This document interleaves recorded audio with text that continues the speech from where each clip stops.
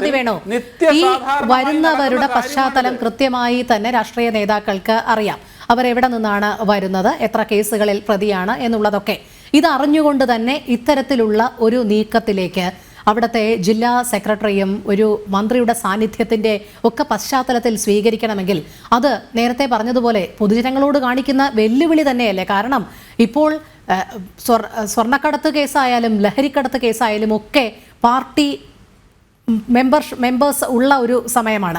അവർ ആ രീതിയിൽ അതിലിങ്ങനെ വിഹരിക്കുമ്പോഴാണ് പുതിയ പുതിയ കേസുകളിൽ ഓരോരുത്തരും വരുന്നത്. ഇനി ഏതെങ്കിലും ഒരു പാർട്ടി അംഗം ഇതൊരു തുറന്നു പറച്ചിൽ നടത്തിയാൽ കയ്യും കാലും കാണില്ല എന്ന് സമൂഹ മാധ്യമത്തിലൂടെ തന്നെ പരസ്യമായി വെല്ലുവിളിക്കുന്ന ഒരു സാഹചര്യം. എന്തായാലും ഒരു വശത്ത് ഇത്തരത്തിൽ SFI ഗുണ്ടകളെ വളർത്തുന്നു, മറുവശത്ത് തങ്ങൾക്ക് എന്തിനും പോന്ന ഗുണ്ടാപ്പണി ചെയ്യാൻ തക്കവണ്ണമുള്ള പാർട്ടി അണികളെ വളർത്തുന്നതിന്റെ ഭാഗമായിട്ടാണോ ഇത്തരത്തിൽ പൊതുമധ്യത്തിൽ നിന്നുകൊണ്ട് തന്നെ ഇങ്ങനെ മാലയിട്ട് സ്വീകരിച്ച് ആനയിക്കുന്നത്? ഇത്രയധികം വിമർശനം പത്തനംതിട്ട CPM-ന്റെ ഭാഗത്തു നിന്ന് തന്നെ, പല നേതാക്കളുടെയും ഭാഗത്തു നിന്ന് തന്നെ വിമർശനം ഉണ്ടായി എന്നാണ് അറിയാൻ സാധിക്കുന്നത്. പക്ഷേ അതൊക്കെ അവഗണിക്കുകയാണ്. കാരണം തങ്ങൾക്ക് ഇത്തരത്തിലുള്ള ആളുകൾ വേണം, ഇനിയും വേണം എന്ന് പറഞ്ഞു വെക്കുകയാണോ ഇവരൊക്കെ?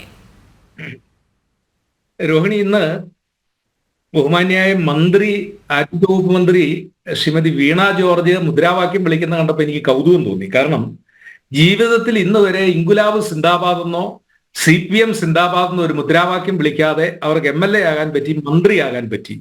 അവരുടെ ഒരു സഭാപിതാവ് പറഞ്ഞത് സഭയുടെ പുത്രി എന്നാണ്. ഞാനിപ്പോൾ ആ വിവാദത്തിലേക്കല്ല കടക്കാൻ പോകുന്നത്. ഏതായാലും ജീവിതത്തിൽ ഇന്ന് വരെ ഇൻകുലാബ് സിന്ദാബാദ് വിളിക്കാതെയും കമ്മ്യൂണിസ്റ്റ് പാർട്ടിയുടെ കൊടി പിടിക്കാതെയും വെയില് കൊള്ളാതെയും പിക്കറ്റിംഗ് നടത്താതെയും MLA ആകാനും മന്ത്രിയാകാനും ഭാഗ്യം ലഭിച്ച ഒരാൾക്ക് ഇന്നെങ്കിലും അങ്ങനെ ഒരു മുദ്രാവാക്യം വിളിക്കാനുള്ള അവസരമുണ്ടായി. ഒരു പുതിയ ആളെ പാർട്ടിയിൽ ചേർത്ത ആള് കാപ്പ കേസിലെ പ്രതിയാണ്.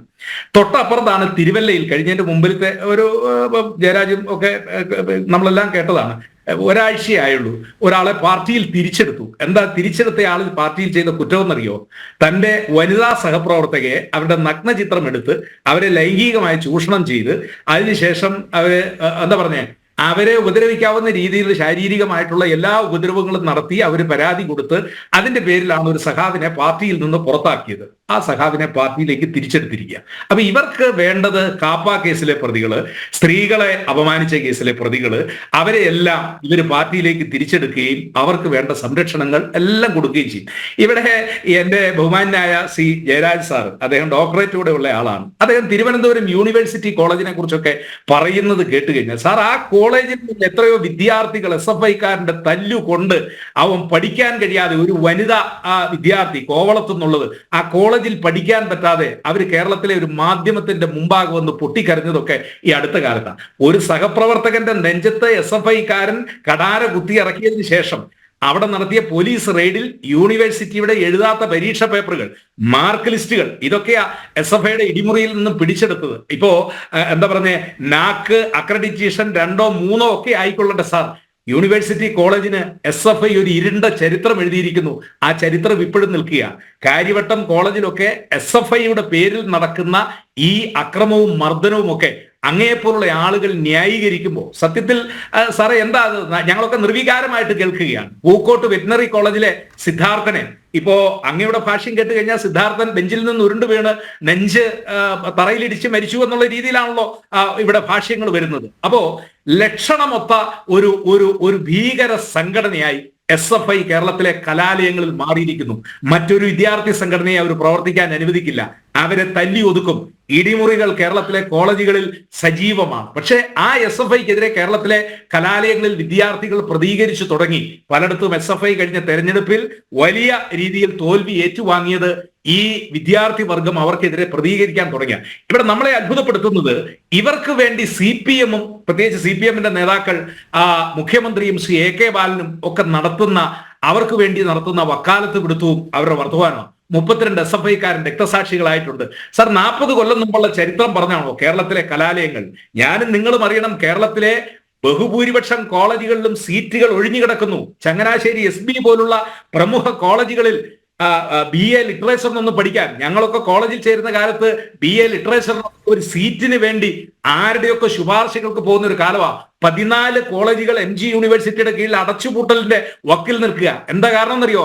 ഈ SFI ക്രിമിനലുകളുടെ അടിഞ്ഞാട്ടം കാരണം പഠിക്കുന്ന വിദ്യാർത്ഥികൾക്ക്, ബുദ്ധിയും ബോധവുമുള്ള വിദ്യാർത്ഥികൾക്ക് അവന് കലാലയങ്ങളിൽ പഠിക്കാൻ കഴിയില്ല. അവൻ ഒന്നുകിൽ സംസ്ഥാനം വിട്ടുപോകുന്നു, അല്ലെങ്കിൽ രാജ്യം വിട്ടുപോകുന്നു. അവര് തിരിച്ചു വരുന്നില്ല. ഒരു വല്ലാത്ത ബ്രെയിൻ ട്രെയിൻ കേരളത്തെ ബാധിച്ചു കഴിഞ്ഞിരിക്കുന്നു. കഴിവുള്ളവൻ, യോഗ്യതയുള്ളവർ ഒക്കെ പോയി കഴിഞ്ഞിരിക്കുന്നു സാർ. ഇനി ഈ യൂണിവേഴ്സിറ്റി കോളേജിൽ പഠിപ്പിക്കുന്ന SFI ക്രിമിനലുകളെ താലോലിക്കുന്ന കുറെ അധ്യാപകരും അവർക്ക് മാർക്സിസ്റ്റ് പാർട്ടി കൊടുക്കുന്ന പ്രൊട്ടക്ഷനും നിങ്ങൾക്ക് ആവശ്യം ഈ സൈസ് ക്രിമിനലുകൾ നമ്മുടെ സമൂഹത്തിൽ വളർന്നു വരേണ്ടതാണ്. കാരണം പള്ളിക്കൂടത്തിൽ പോകാത്തവൻ വിദ്യാഭ്യാസ മന്ത്രിയും അക്ഷരമറിയാത്തവൻ വൈദ്യുതി വകുപ്പ് മന്ത്രിയും. എന്നിട്ട് ഇവർ പറയുന്നത് എന്താ? ഞങ്ങളൊക്കെ ജനങ്ങളുടെ ഇടയിൽ നിന്നാണ് ഞങ്ങൾ അറിവ് നേടിയത്. എങ്കിൽ പിന്നെ എന്തിനാ സാർ നമ്മുടെ നാട്ടിൽ സർവകലാശാലയും വിദ്യാഭ്യാസവും ഒക്കെ ജനങ്ങളുടെ ഇടയിൽ നിന്ന് അറിവ് നേടിയാൽ മതിയല്ലോ. അപ്പോ തെറ്റായ സൂചനകൾ, സന്ദേശങ്ങൾ കേരളത്തിലെ വിദ്യാർത്ഥികൾക്ക് കൊടുത്തുകൊണ്ട് അവരുടെ അക്രമ രാഷ്ട്രീയത്തെ മുഴുവൻ ന്യായീകരിക്കുന്നു.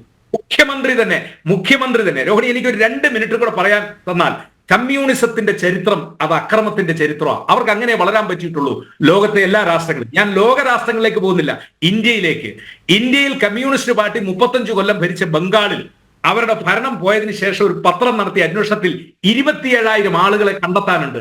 അവരെ മുഴുവൻ രാഷ്ട്രീയ എതിരാളികളെ കൊലവിളിച്ചതാ. സുശാന്ത് ഘോഷ് എന്ന് പറയുന്ന CPM-ന്റെ ഒരു MP-യുടെ വീടിന്റെ പിറക് പിന്നാമ്പുറം CBI-കാരൻ JCB വെച്ച് തുറന്നപ്പോ 17 തലയോട്ടികളാണ് അവിടുന്ന് കിട്ടിയത്.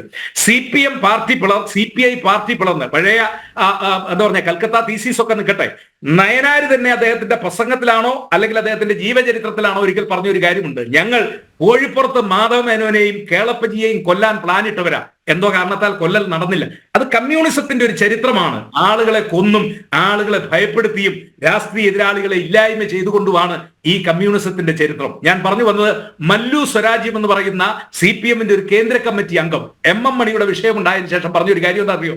ഞാൻ 20 വർഗശത്രുക്കളെ കൊന്നിട്ടുള്ള ആളാണ്. അവർ അഭിമാനത്തോടു കൂടി, വനിതയാ, അവർ CPM-ന്റെ ഒരു കമ്മിറ്റിയിൽ പറയുന്ന. അപ്പൊ MM മണി ഞങ്ങളുടെ നാട്ടിൽ പട്ടിക തയ്യാറാക്കി 13 ആളുകളെ കൊന്നിട്ടുണ്ട് എന്ന് പരസ്യമായിട്ട് പറയുന്ന, ഞാൻ പറയുന്ന ഈ കൊലയാളികളുടെ പാർട്ടി, ആ പാർട്ടിയിൽ ഷാബു പ്രസാദ് പറഞ്ഞതുപോലെ, ഷാബു പ്രസാദും ഞാനും തമ്മിൽ രാഷ്ട്രീയമായ അഭിപ്രായ വ്യത്യാസം നിൽക്കുന്നു, പക്ഷേ അദ്ദേഹം പറഞ്ഞതുപോലെ ഈ ക്രിമിനലുകളെ കൊണ്ട് മാത്രമേ CPM-ന് ഇനി മുന്നോട്ട് പോകാൻ പറ്റത്തുള്ളൂ. നല്ല ആളുകളെ CPM-ന് വേണ്ട.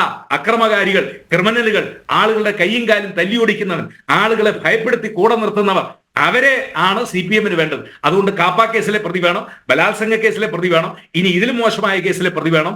അതായത് പൂക്കോട് വെറ്റിനറി കോളേജിലെ ഈ SFI നരാധവന്മാർക്ക് പരീക്ഷ എഴുതാനുള്ള യോഗ്യത ഉണ്ടോ? അവർക്ക് അറ്റൻഡൻസ് ഉണ്ടോ? ഇല്ല. അവർക്ക് പരീക്ഷ എഴുതാൻ കോളേജ് അധികൃതർ അനുമതി കൊടുത്തിരിക്കുക. കാരണം എന്താ? ഈ കോളേജ് അധികൃതർ എന്ന് പറയുന്നത് SFI-യുടെ ആളുകളാണ്. അതുകൊണ്ടാണല്ലോ മഹാരാജാസ് കോളേജിലെ പ്രിൻസിപ്പാളിന്റെ കസേര കത്തിച്ചവർ. ഒരു നടപടിയില്ല അവർക്കെതിരെ. ഇപ്പോ സരസു എന്ന് പറയുന്ന ആള് പാലക്കാട് കോളേജിൽ നിന്ന് അവര് സ്ഥാനാർത്ഥിയായതാണ്. അവര് കോളേജിൽ നിന്ന് റിട്ടയർ ആകുന്ന ദിവസം, അവരുടെ റിട്ടയർ ചെയ്ത് വരുന്ന ദിവസം റീത്ത് വെക്കുകയാണ് അവർക്ക് വേണ്ടി ചെയ്തത്. കാഞ്ഞങ്ങാട്ടെ ഒരു കോളേജിൽ, കാസർഗോഡ് ഒരു കോളേജിന്റെ പ്രിൻസിപ്പാൾ ഈ SFI-കാരൻ നടത്തുന്ന വൃത്തികേട് അത് മാധ്യമങ്ങളോട് പറഞ്ഞുള്ളൂ. SFI-കാരൻ പരാതി കൊടുത്ത് ഇന്ന് വരെ അവരുടെ പെൻഷൻ കിട്ടിയിട്ടില്ല എന്നുള്ളതാണ്. ഞാൻ പറഞ്ഞു വന്നത്, SFI-കാരും SFI-യോട് ചേർന്ന് നിൽക്കുന്ന കുറെ അധ്യാപകരും അവരെ സഹായിക്കുന്ന ഭരണകൂടവും അവർക്ക് വേണ്ടി വിടുപണി ചെയ്യുന്ന പോലീസ് ഉദ്യോഗസ്ഥരും ഒരു പ്രിൻസിപ്പലിനെ ഇത്ര പരസ്യമായി തല്ലിച്ചതച്ചിട്ട് അതിനൊരു കേസ് പോലും ഇല്ലാത്ത ഒരു നാടായി നമ്മുടെ നാട് മാറുമല്ലേ? ഒരുത്തനെ ഓടിച്ചിട്ട് കൊല്ലാൻ തുടങ്ങി അവന്റെ കാല് തല്ലി ഓടിച്ചിട്ട് ഒരു നോൺ ബെയിലബിൾ ഒഫൻസിന് ഒരു കേസ് പോലും എടുക്കാത്ത ഒരു നാടല്ലേ ഈ നാട്ടിൽ? എന്ത് സന്ദേശമാണ് കൊടുക്കുന്നത്? ഇവിടെ എങ്ങനെ മനുഷ്യര് ജീവിക്കും രോഹിണി? ഇവിടെ നമ്മളെ പോലുള്ള ആളുകളൊക്കെ എങ്ങനെ സമാധാനത്തോട് ജീവിക്കും? ഈ ക്രിമിനലുകളെ ഭയന്ന് നമുക്ക് ജീവിക്കാൻ പറ്റും? അതെ.